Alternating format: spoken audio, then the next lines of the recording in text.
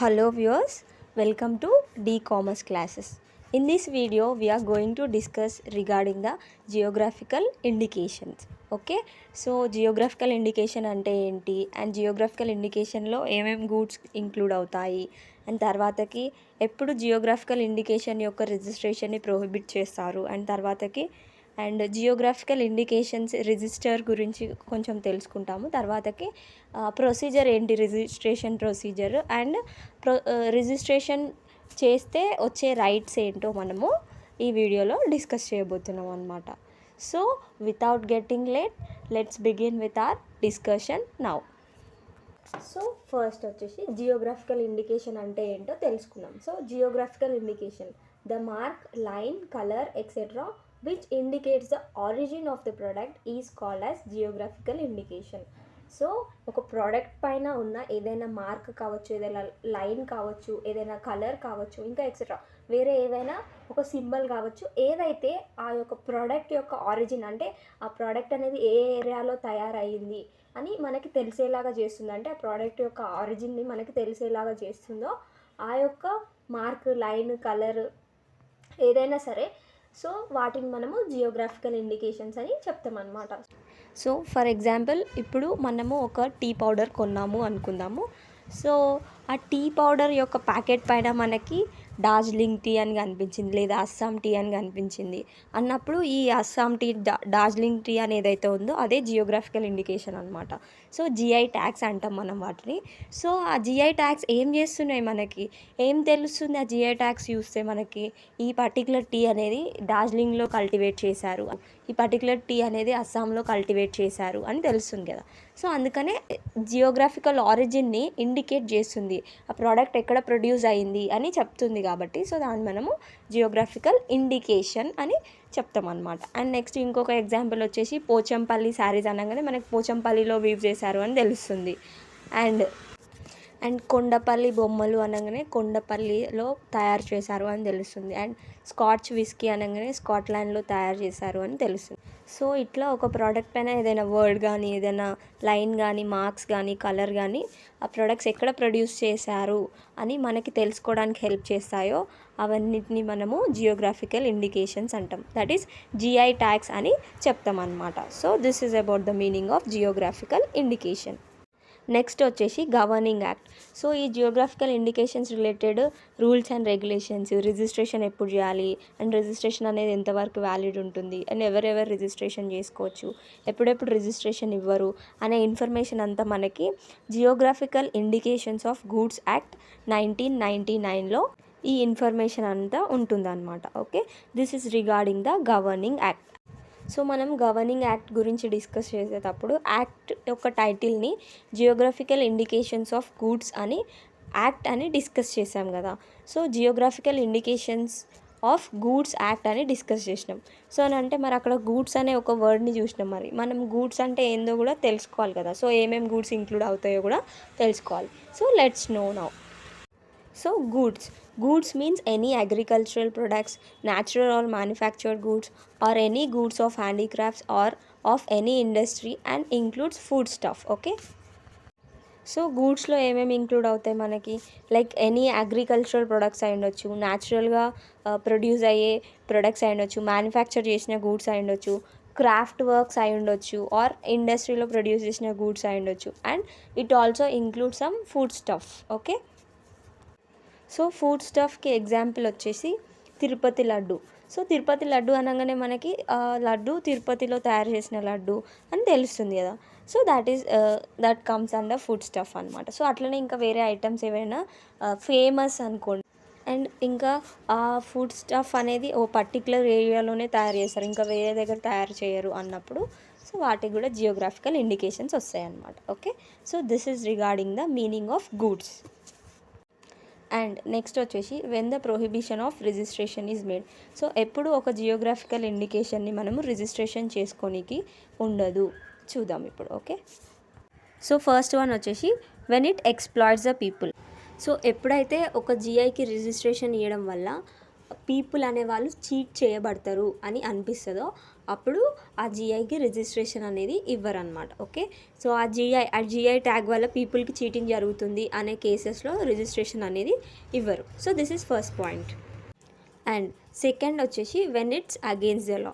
So ఆ GI అనేది against the లాకి అగెయిన్స్ట్గా ఉంది అనేటప్పుడు అప్పుడు కూడా రిజిస్ట్రేషన్ అనేది ఇవ్వరు. నెక్స్ట్ వచ్చేసి when it hurt any religion or section of the citizen. So ఇప్పుడు పీపుల్ అనేవాళ్ళు డిఫరెంట్ రిలీజన్స్గా డివైడ్ అయ్యారు అండ్ డిఫరెంట్ సెక్షన్స్ లాగా డివైడ్ అయ్యారు. సో ఇట్లా ఏదైనా ఒక రిలీజన్కి కానీ ఒక సెక్షన్కి కానీ హట్టింగ్గా ఉన్నప్పుడు ఆ యొక్క ట్యాగ్ అనేది హట్టింగ్గా ఉంటుంది అని అన్నప్పుడు అప్పుడు రిజిస్ట్రేషన్ అనేది ప్రొహిబిట్ చేస్తారనమాట. రిజిస్ట్రేషన్ అనేది ఇవ్వరు.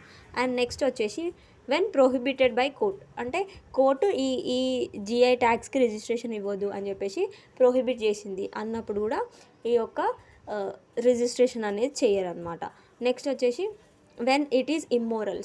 సో ఎప్పుడైతే ఆ జియోగ్రాఫికల్ ఇండికేషన్ అనేది ఇమ్మోరల్ లాగా ఉంటుందో, అంటే మోరల్స్ని ఎథిక్స్ని డిస్టర్బ్ చేస్తుంది, ఎఫెక్ట్ చేస్తుంది అని అనిపిస్తుందో, సో అప్పుడు రిజిస్ట్రేషన్ అనేది ఇవ్వరనమాట.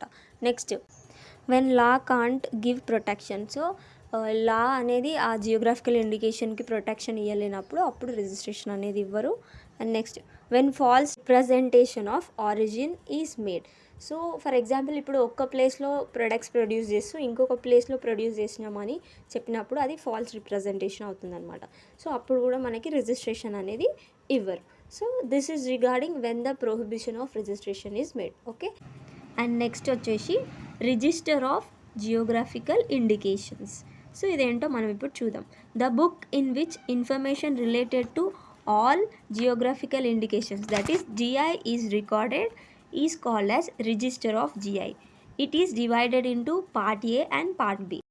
సో ఏ బుక్లో అయితే మనము జియోగ్రాఫికల్ ఇండికేషన్స్ రిలేటెడ్ ఇన్ఫర్మేషన్ అంతా రికార్డ్ చేస్తామో ఆ యొక్క పర్టికులర్ బుక్ని మనము రిజిస్టర్ ఆఫ్ జియోగ్రాఫికల్ ఇండికేషన్స్ అని చెప్తాం అనమాట. సో ఈ బుక్ అనేది మనకి, ఈ రిజిస్టర్ అనేది మనకి 2 పార్ట్స్గా డివైడ్ అయింది. సో ఫస్ట్ వచ్చేసి పార్ట్ A అండ్ సెకండ్ వచ్చేసి part B. So in part A particulars regarding registration of GI are recorded.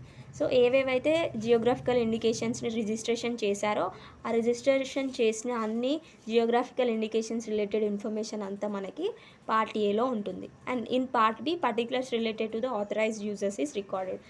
So part Bలో వచ్చేసి ఆ జియోగ్రాఫికల్ ఇండికేషన్స్ని ఎవరైతే యూజ్ చేస్తున్నారో, ఆథరైజ్డ్ యూజర్స్ ఎవరైతే ఉన్నారో వాళ్ళ రిలేటెడ్ ఇన్ఫర్మేషన్ అంతా మనకి పార్ట్ Bలో ఉండడం జరుగుతుంది అనమాట. So this is regarding part A and part B of the register of geographical indications. Okay, next we will discuss regarding the registration procedure of geographical indications. So registration procedure. So first వచ్చేసి application must be file with registrar in writing. So మనము application అనేది file చేయాలన్నమాట. So registration ఆఫీస్లో registrar ఉంటారు కదా, so ఆ రిజిస్ట్రార్కి application అనేది ఇవ్వాలన్నమాట. So ఆ అప్లికేషన్లో మనకి ఈ ఫాలోయింగ్ ఇన్ఫర్మేషన్ ఉండాలన్నమాట. So the application must have following particulars. So అవేంటో మనం ఇప్పుడు చూద్దాం. సో ఫస్ట్ వచ్చేసి ఆ statement related to the origin of the goods. So అంటే లైక్ గూడ్స్ అనేవి ఎక్కడ తయారవుతున్నాయి, ఆ ప్లేస్ గురించిన ఇన్ఫర్మేషన్, అంటే ఆరిజిన్ గురించిన ఇన్ఫర్మేషన్ అనేది ఇవ్వాలి.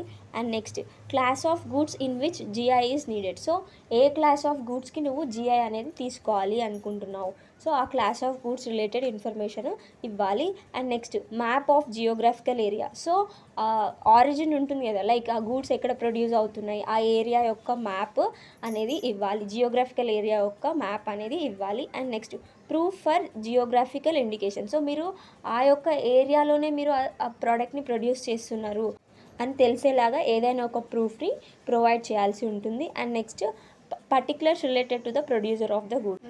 అంటే ఏ గూడ్స్కి అయితే జియోగ్రాఫికల్ ఇండికేషన్ తీసుకోవాలి అనుకుంటున్నారో ఆ గూడ్స్ని ఎవరైతే ప్రొడ్యూస్ చేస్తున్నారో వాళ్ళ రిలేటెడ్ పర్టికులర్స్ అంటే ఇన్ఫర్మేషన్ అంతా ఇవ్వాలన్నమాట. సో ఈ అప్లికేషన్లో మనకి ఈ ఇన్ఫర్మేషన్ అనేది ఉంటుందన్నమాట. Okay, and next after filing the application in the office of geographical indications registry, the registrar will check the application and accept it if all the particulars are as per the rules and regulations. So మనం application file చేసిన తర్వాతకి registrar ఏం చేస్తారనంటే ఆ యొక్క అప్లికేషన్ని check చేసిన తర్వాతకి registration కోసం ఆ అప్లికేషన్ని యాక్సెప్ట్ చేస్తారనమాట.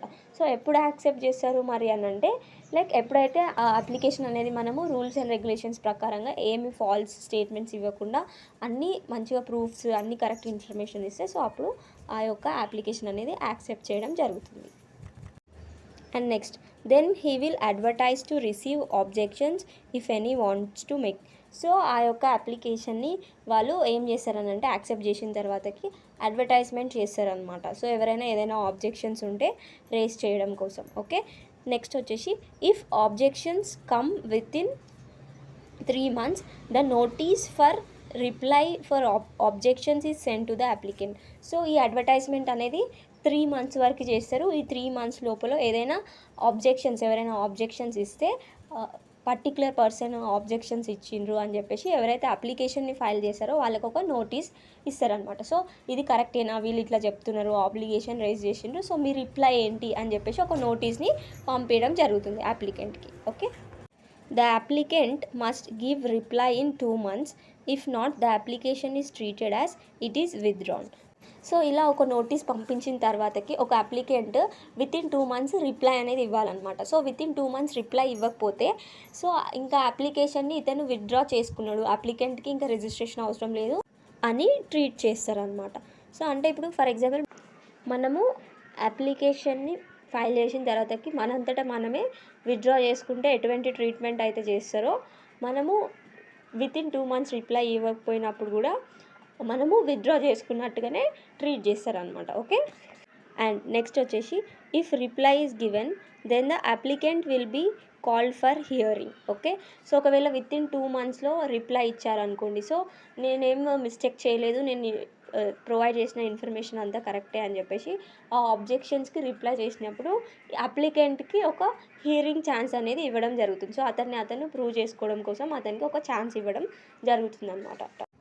If the judgment in hearing got in favor of the applicant, the GI will be registered in his name.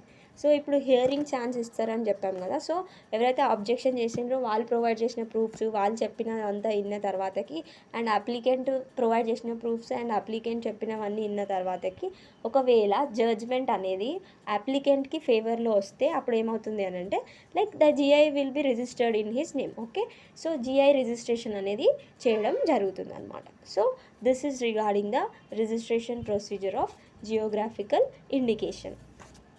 And next వచ్చేసి, duration and right conferred by registration. So registration చేయించిన తర్వాతకి ఏమేమి rights వస్తాయి ఒక అప్లికెంట్కి, and తర్వాతకి ఎంతవరకు ఈ registration అనేది వ్యాలిడ్గా ఉంటుందో మనం ఇప్పుడు చూద్దాం. The geographical indication registration is valid for 10 years and it can be renewed. So ఒకసారి రిజిస్ట్రేషన్ చేయిస్తే మనం ఆ జియోగ్రాఫికల్ ఇండికేషన్ని 10 years వరకు యూస్ చేసుకోవచ్చు.